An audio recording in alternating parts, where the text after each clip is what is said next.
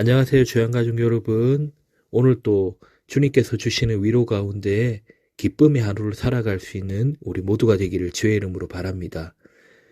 오늘은 모든 위로는 하나님께 있다라는 제목으로 고린도후서 1장 1절에서 11절 말씀을 묵상하고자 합니다.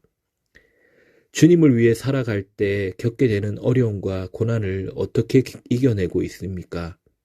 혹시 이 어려움과 고난을 이겨내기 힘들다고 주님을 믿는 자로서 삶을 포기하고 있지는 않습니까? 우리를 위로해 주시는, 특별히 주님의 길을 걷는 것을 힘들어하고 어려워하고 있는 우리를 위로하시며 주님의 길을 끝까지 걸어가게 하시는 그 하나님의 위로와 소망 가운데 설 수 있는 우리 모두가 되기를 주의 이름으로 바랍니다. 첫째로 자비하신 아버지의 위로가 있습니다. 하나님은 예수 그리스도 안에서 바울을 그분의 뜻대로 부르신 것처럼 우리도 부르셨습니다. 그런데 우리는 주님의 뜻 가운데 살아가는 성도들이 많은 고난과 어려움을 당하는 것을 보게 됩니다. 전능하신 하나님이 함께 하시는데 왜 이러한 고난을 겪게 됩니까? 이로 인해 우리는 하나님의 사랑을 의심하며 구원에 대해 혼란스러워합니다. 그러나 예수 그리스도 안에서 베푸신 하나님의 사랑은 영원히 변하지 않습니다. 하나님은 고난 가운데 있는 우리에게 큰 위로를 베풀어 주십니다. 이러한 위로가 있기에 우리는 절망하지 않고 그분의 더 큰 은혜를 경험하게 되어집니다. 둘째로 위로받은 자가 위로하게 하십니다. 바울은 복음을 전하기 위해 지금까지 많은 고난을 당했습니다.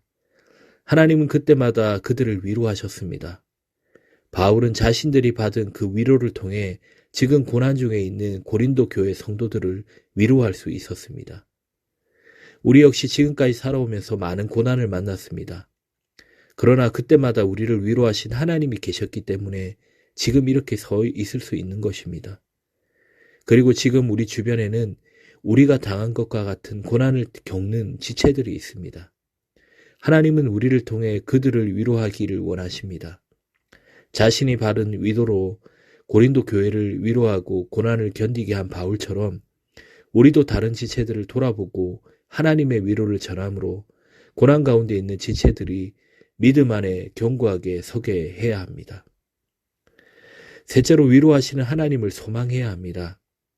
바울은 아시아에서 극심한 고난을 당한 까닭에 마치 사형 선고를 받은 사람처럼 모두 소망을 잃어버리고 말았습니다. 하지만 하나님은 그를 위로해 주시며 죽은 자를 다시 살리시는 그분만 의지하게 하셨습니다. 우리는 살아가면서 작은 고난뿐만 아니라 극심한 고난도 겪게 됩니다. 마치 모든 것이 끝난 것 같아서 삶을 포기하게 되고 절망의 늪에서 헤어나지 못하는 데까지 처할 수도 있습니다. 그러나 우리는 그때 반드시 기억해야 합니다. 바로 우리를 사랑하시는 하나님, 그래서 죽은 것 같은 상황에서도 다시 살리시는 하나님을 의지하며 소망해야 한다는 것입니다.